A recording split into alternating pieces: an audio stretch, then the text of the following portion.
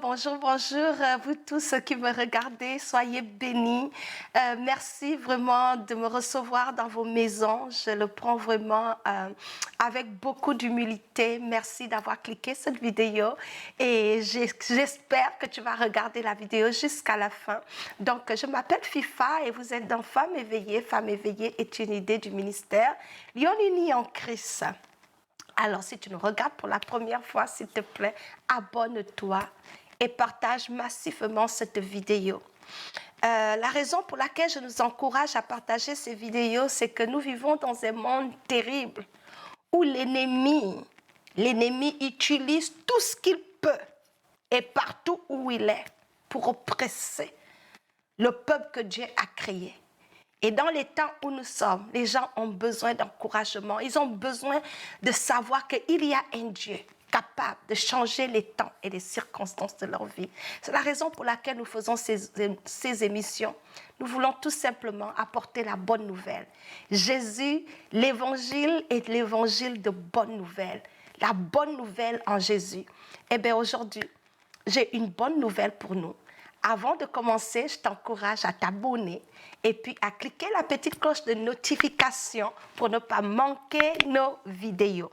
Donc voilà, installez-vous, invitez une amie et commençons. Je vais prier. Seigneur, je te bénis, Seigneur, pour cette opportunité que tu me donnes de parler, Seigneur, de ta part et de dire au monde entier et à tous qui me regardent, d'encourager mes frères et sœurs dans la foi, Seigneur, au travers de ce que tu as fait dans ma vie. Aujourd'hui, je vais te rendre des véritables actions de grâce, Seigneur, pour ta bonne main et pour les miracles et les prodiges que tu accomplis sans cesse dans ma vie. Seigneur, je veux que ton nom soit glorifié et que plusieurs trouvent en toi la vie, la délivrance, la guérison. Dans le nom de Jésus, Saint-Esprit, glorifie-toi. Je m'abaisse et je t'élève grandement. Viens recevoir l'honneur et la louange qui t'est due, Seigneur. Je te dis merci pour ce que tu as fait pour moi. Je te dis merci pour la guérison. Je te dis merci pour le recouvrement de la vue que tu m'as accordée. Reçois tout l'honneur et la louange au nom de Jésus. Amen. Amen. Soyez bénis. Vous savez, je voulais commencer par la parole de Dieu, mais je voudrais rapidement dire quelque chose. Lorsque je priais, il y a quelque chose qui m'est venu à l'esprit. C'est que lorsque le Seigneur a fait ce qu'il a fait dans ma vie en 2004, si je ne me trompe pas, en 2004, lorsque j'étais encore étudiante dans les galères, bien évidemment, lorsque le Seigneur avait opéré ce miracle-là, moi, je ne savais pas que je devais avoir une plateforme comme YouTube pour parler de ce témoignage. Alléluia. Je ne savais pas que je devais avoir une opportunité comme celle-ci pour vous raconter ce que le Seigneur a fait pour moi. Donc aujourd'hui, c'est un jour de témoignage et je veux que tu écoutes ce témoignage. La raison pour laquelle je veux que tu écoutes ce témoignage, c'est tout simplement parce que Dieu nous donne le désir de notre cœur. Dieu exauce les prières. Dieu entend notre cri lorsqu'on crie à lui. Alors moi j'ai crié à Dieu et il m'a répondu. Avant de partager mon témoignage, vous savez, j'aime la parole de Dieu. La parole de Dieu m'a transformée. La parole de Dieu, c'est ce qui me guide. Je vous assure, quand je ne lis pas ma Bible, ma vie est renversée. je suis embrouillée.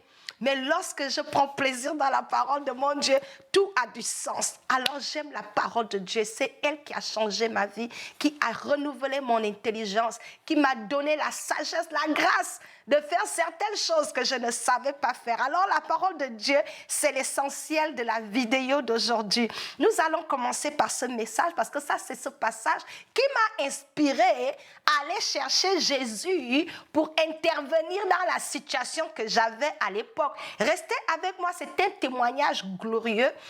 La raison pour laquelle tu dois écouter cette vidéo jusqu'à la fin, c'est que Dieu fait une chose pour une personne, il est capable de faire la même chose pour quelqu'un d'autre. Je veux tout simplement que tu écoutes jusqu'à la fin, en fait que toi-même tu te positionnes aussi pour le miracle dans ta vie. Alléluia. Donc, on va lire la parole de Dieu. Allons-y ensemble dans le livre de Marc, chapitre 10, versets 46 à 52. Ils arrivèrent à Jéricho. Et lorsque Jésus en sortit avec ses disciples et une assez grande foule, le fils de Timée, Bartimée, mendiant aveugle, était assis au bord du chemin. Il entendit que c'était Jésus de Nazareth et il se mit à crier, « Fils de David, Jésus, aie pitié de moi. » Alléluia. Plusieurs le reprenaient pour le faire taire, mais il cria plus fort, « Fils de David, aie pitié de moi. » Alléluia. Jésus s'arrêta et lui dit, appelez-le. Ils appelèrent l'aveugle en lui disant, prends courage, lève-toi, il t'appelle. L'aveugle jeta son manteau et se levant d'un bond, vint vers Jésus, prenant la parole, lui dit, vint vers Jésus. J'étais où? L'aveugle jeta son manteau et se levant d'un bond, vint vers Jésus. Point. Jésus, prenant la parole, lui dit, que veux-tu que je fasse pour toi? Il dit, Rabouni, lui répondit l'aveugle, que je recouvre la vue. Et Jésus lui dit, va, ta foi t'a sauvé. Aussitôt, il recouvra la vue et suivit Jésus dans le chemin. Alléluia.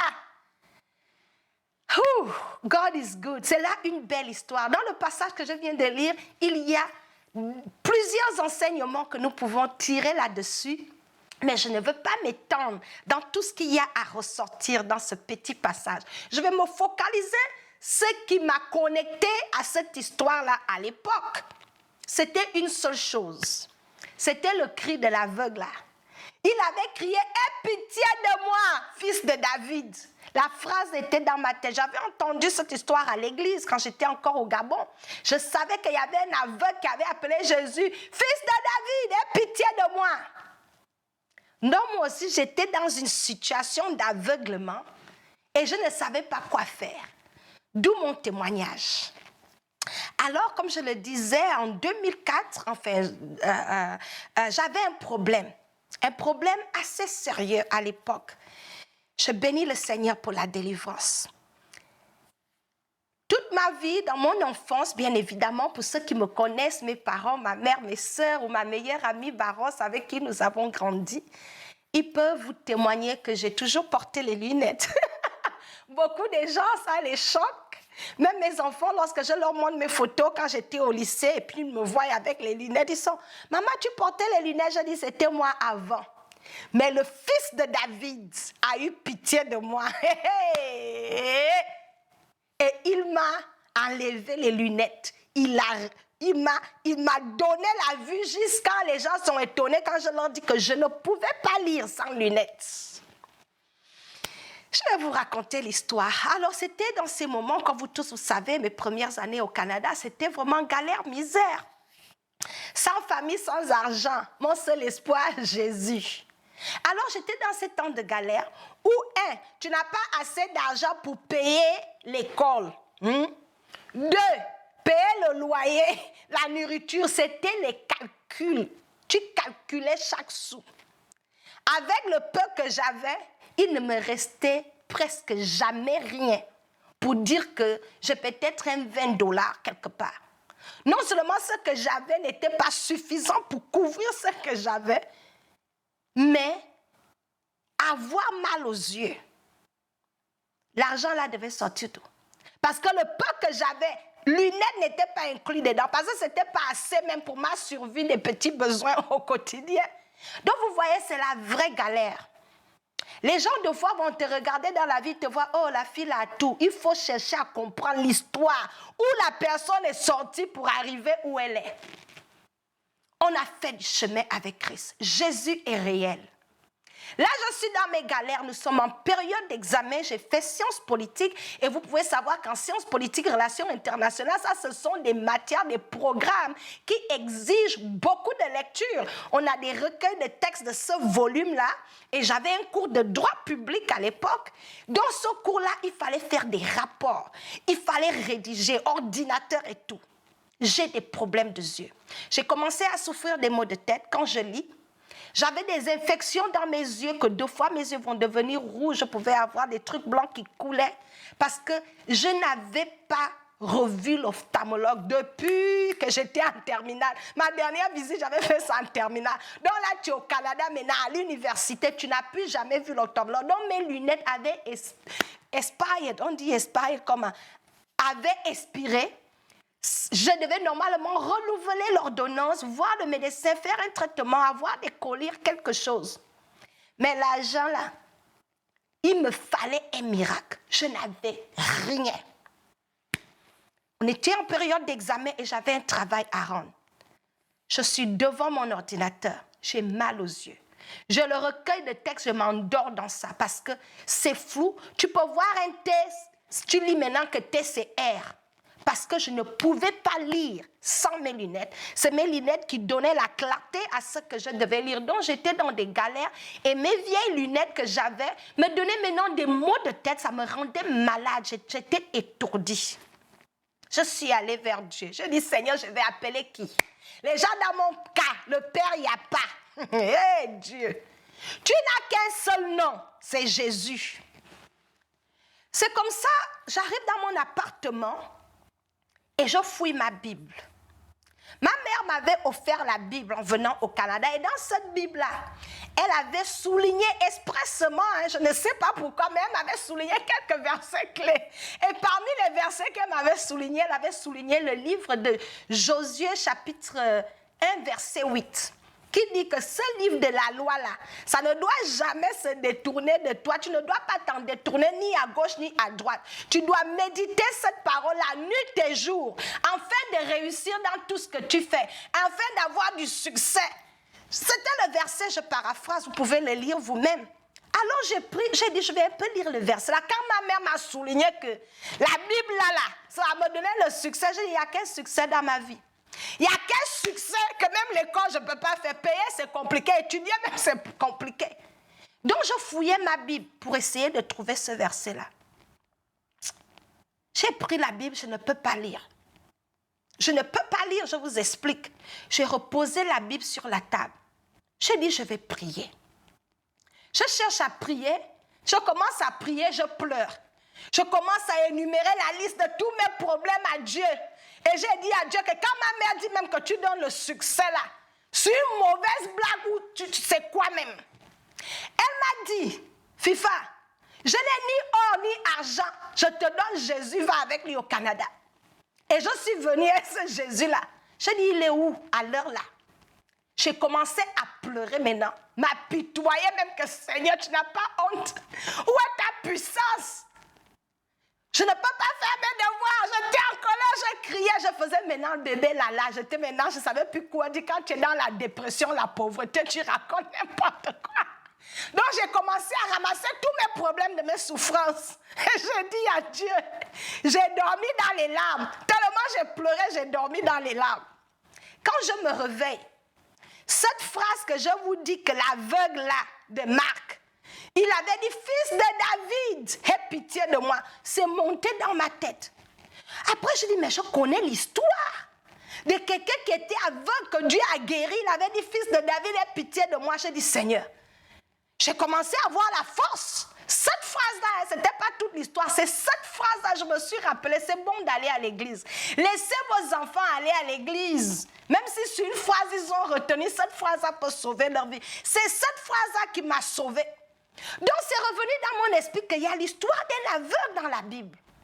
Et puis il a dit, fils de David, aide-moi. Et puis Jésus a dit, que veux-tu que je fasse pour toi? Et il a dit, je veux voir. Et il a été guéri comme ça. Je dis, mais il y a une solution ici. Je vais essayer la même chose. Oh. Je n'ai rien à perdre. Je prends ce fils de David-là.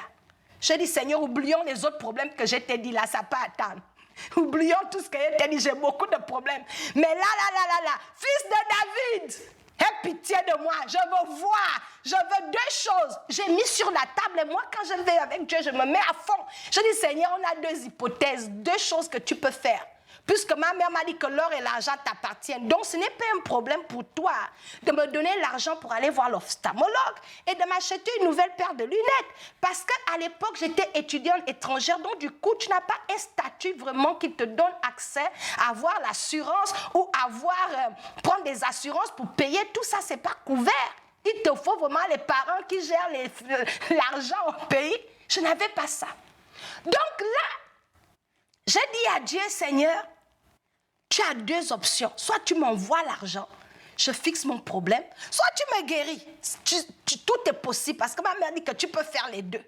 Choisis. J'ai dit à Dieu, je te mets dans l'embarras. Choisis le chemin que tu vas prendre, je suis dedans.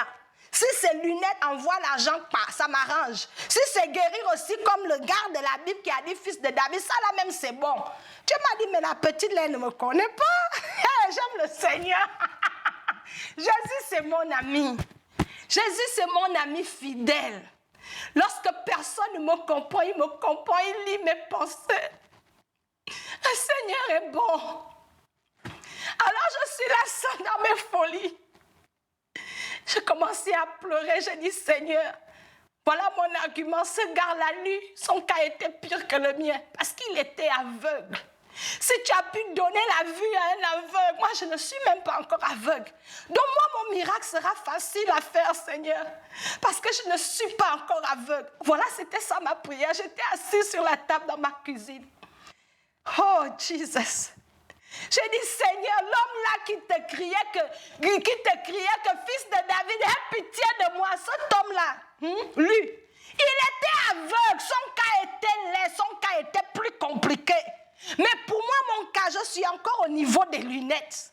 Qu'est-ce qui est facile à faire? Donc, si tu as guéri un aveugle gâté, pour moi, là, c'est en 2, 4, 6. J'ai pris une journée, j'ai dit, je vais m'attendre à Dieu. Et j'ai dit à Dieu, Seigneur, si cette histoire-là est vraie, que c'est écrit dans la Bible que ça s'est passé, et on dit que tu ne mens pas, on dit que Dieu ne ment pas et que tu es la vérité. Si c'est vrai, je veux voir.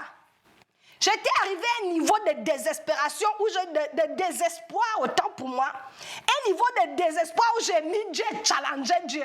J'ai dit à Dieu que si ce que l'homme a vécu est vrai, je veux voir pour moi. J'ai prié en langue, j'ai bien fait les arguments à Dieu. J'ai dormi. Le lendemain, je me réveille autour de 9h, je n'avais pas cours, sans savoir ce qui s'est passé. Quelque chose me vient encore à cœur. Que FIFA jeune, toi-même tu sais que c'est le jeune qui t'a amené au Canada. Ça marche. Pourquoi tu ne jeûnes pas? Jésus a dit, ce genre ne part que par le jeûne et la prière. Situation compliquée, tu veux miracle. Il faut pousser. J'ai dit, je n'ai rien à perdre. Je vais jeûner si c'est ce qui va bousculer Dieu. Je me suis assise par terre. J'ai mis un pain par terre dans ma chambre. J'ai dit, Seigneur, où je suis là? Dans la Bible, il portait la cendre quand il te cherchait. Là, moi, je vais me coucher à terre. Je vais être inconfortable jusqu'à tu vas me remarquer que la fille a fait quoi par terre? Ah, j'aime le Seigneur. Le Seigneur, non. Aïe, aïe, aïe. Et là, il m'a visité.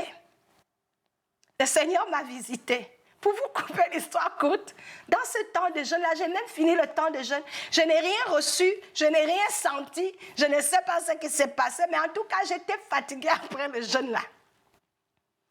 Je me mets sur ma table, avec tous mes recueils, les livres, tout était sur la table, je n'avançais pas dans mes travaux. Et expressement, je reprends ma Bible. Je commence à lire le verset que ma mère m'avait dit que ce livre de la loi ne t'en détourne ni à gauche. Je dis, mais je viens de lire. Ce n'est pas la blague que je vous explique. J'ai lu ça comme ça, sans lunettes.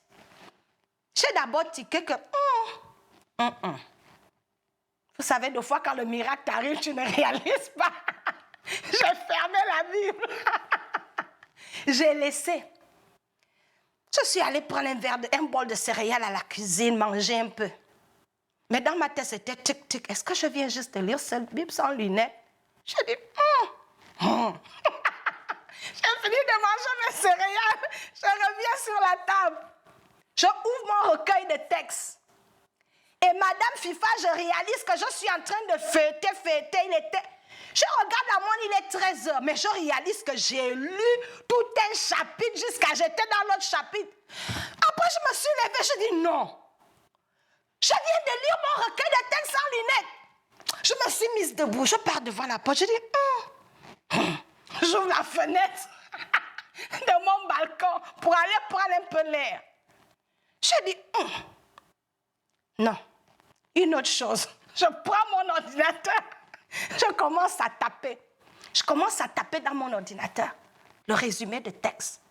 Et je vous assure, je tapais bien, je lisais, je soulignais. Je me suis mise debout, j'ai fermé l'ordinateur. La folie. Seigneur, je peux lire. Je peux lire sans lunettes. Oh, Jésus. Le choc. Le même jour, c'est-à-dire moi-même, je testais Dieu comme, peut-être pas, c'est faux. Quand j'ai fermé mon ordinateur, je pense que les voisins ont entendu que ça ne va pas de l'autre côté là-bas. J'ai commencé à bénir le Seigneur. J'ai commencé à dire, Seigneur, tu m'as guéri vraiment, juste comme ça. Et je dis encore à Dieu que, facilement comme ça, ou bien non. Ah, Seigneur, je peux lire, je peux lire. C'était la dernière fois et la première fois que j'ai vu lunettes, mes vieilles lunettes là, j'ai jeté ça à la poubelle. Depuis ce jour-là, 2004 jusqu'à aujourd'hui, moi là, même si tu es dans le noir que noir, je te vois clair. Dieu m'a donné la vue. Comme l'histoire de ce gars-là. Il m'a recouvert de la vue que moi-même, non seulement j'étais étonnée. Je me souviens, j'arrive au Gabon sans lunettes. J'ai une cousine qui me dit, Fifa, oh, toi, tu t'es fait un laser au Canada ou quoi? Tu ne portes plus tes lunettes. Je l'ai regardé, je dis, l'argent même pour aller voir ophtalmologue, je n'ai pas ces lasers, je vais faire. Dieu m'a guéri. Des fois, les gens, tu leur racontes ce que Dieu a fait, ils ne prennent pas au sérieux. Mais moi, j'ai vu Dieu à l'œuvre. Ce que Jésus vous explique là est vraie, vérité, vraie. Si on pouvait vous montrer mes photos et les lunettes avant et après, vous allez rire. Jésus m'a guéri comme ça. Je vous explique cette histoire pourquoi. Je vous explique cette histoire parce que nous, les chrétiens, nous sommes devenus des doyens où on aime trop appliquer la philosophie. La Bible dit que les lettres ne profitent en rien. C'est l'esprit qui vivifie. Quand l'esprit de Dieu te dit, prends-moi au mot, Dieu te dit, je suis dans ma parole. Croyons à la parole de Dieu. Nous sommes devenus des théologiens de l'écriture. Dieu ne nous a pas demandé de faire la théologie, mais de lire la parole de Dieu telle qu'elle est et d'aller avec ça. Je viens vous dire aujourd'hui que si tu peux trouver ça dans la Bible, tu peux la voir. Moi, j'ai trouvé le gars là sans chercher à comprendre toute l'histoire.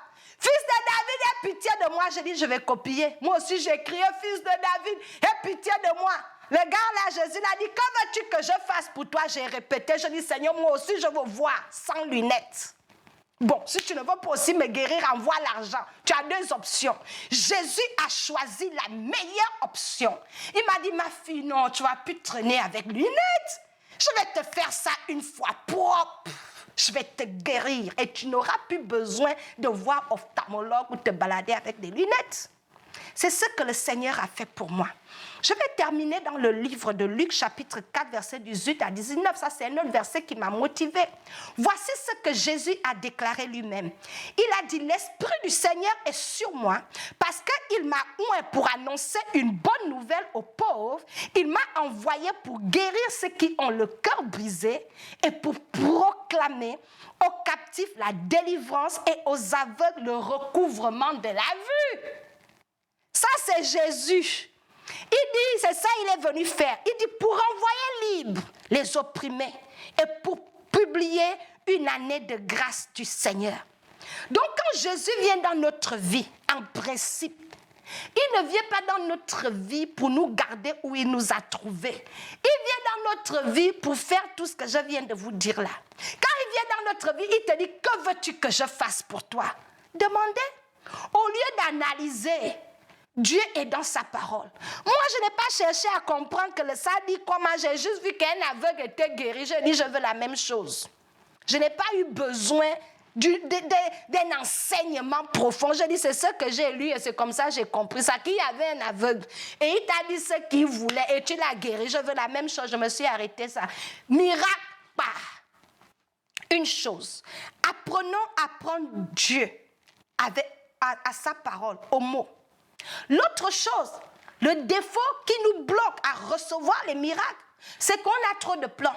Tu as le plan C, tu as le plan D, tu as le plan H.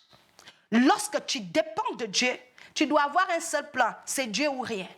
Et lorsque tu as cette détermination de dire que Seigneur, si tu ne fais pas quelque chose, et l'affaire est gâtée, c'est là que Dieu intervient. Mais nous les chrétiens, on a toujours nos plans C derrière la tête. Bon, si Dieu ne me donne pas le boulot, je vais peut-être aller là-bas. Si je ne trouve pas un gars qui craint Dieu, je vais peut-être aller avec mon mondain. On est toujours dans des compromis. La Bible dit qu'un tel homme ne doit pas s'attendre à recevoir de moi.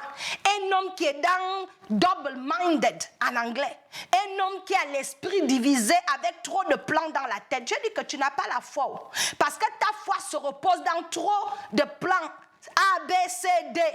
Dans ce cas, tu n'as pas besoin de Dieu. Donc, apprenons lorsque nous avons besoin de voir l'intervention de Dieu dans notre vie, de dépendre de lui faire confiance, d'avoir la foi et de prendre Dieu dans sa parole. Si c'est dans la Bible, tu peux l'avoir. Parce que Dieu s'assure toujours à accomplir ce que sa bouche dit. Il ne ment pas. Donc ça, c'est une chose que je voulais vous dire. Prendre Dieu au mot. Éliminer toutes les options. Il y a certaines options là qui tuent la foi. Il y a plein d'options qui tuent la foi. Mais lorsqu'on veut dépendre de la grâce de Dieu, nous devons avoir la fermeté, l'assurance que Dieu est bon. Et parce qu'il est bon, il ne va jamais nous laisser dans la boue. Lorsque Jésus vient dans notre vie, c'est pour améliorer notre vie. Parce que la Bible dit qu'il nous enlève des ténèbres à sa merveilleuse lumière. Donc tu ne peux pas être en Jésus et continuer à être assise dans les ténèbres. C'est que tu dois revoir quel Jésus tu as donné ta vie. Mais si c'est le Jésus de la Bible là, quand il vient dans ta vie, c'est pour le meilleur. Il amène la bonne nouvelle. Et l'évangile, comme je l'ai dit au début, c'est la bonne nouvelle appliquée dans chaque domaine de ta vie. Il agit. Là, j'étais seule dans ma chambre. Et le Seigneur a eu pitié de moi. Notre problème, nous sommes tellement dépendants des prophètes. Prophète à gauche, prophète à droite, pasteur ici, là on est instable. Que notre foi soit solide, le rocher de notre vie. Tu peux invoquer Jésus dans ta chambre et il peut te visiter là-bas. Mais on pense toujours qu'il faut qu'un homme t'impose les mains pour recevoir la guérison. Non! Quand tu as la parole, tu as le nom de Jésus, tu as le sang de Jésus. À qui est? Rien n'est impossible. Tout ce que ça te prend, c'est la foi. Donc, mon message, je vais le terminer aujourd'hui en te posant la question. Jésus te dit, que veux-tu qu'il fasse pour toi? Alléluia. Moi, je l'ai dit, Seigneur, je veux recouvrir la vue comme ce gars-là.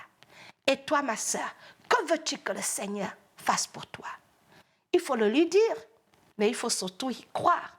Jette toutes tes options à la poubelle et dépends de lui. Parce qu'on devient trop intelligent, on appuie les boutons, on ne croit plus en Jésus parce qu'on peut appeler l'hôpital. Il y a des situations dans la vie où même l'hôpital, tu n'as pas l'argent pour aller.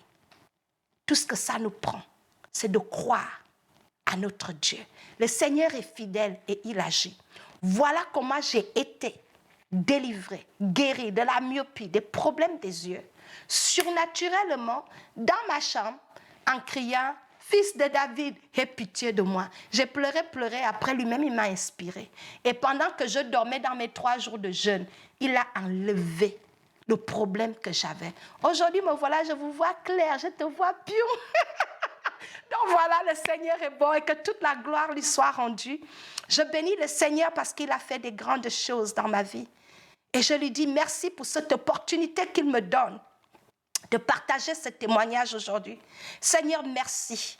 Merci, Seigneur, parce que quand j'étais dans ces galères-là, je ne savais pas qu'aujourd'hui, ce témoignage va édifier plusieurs. Que ton nom soit loué.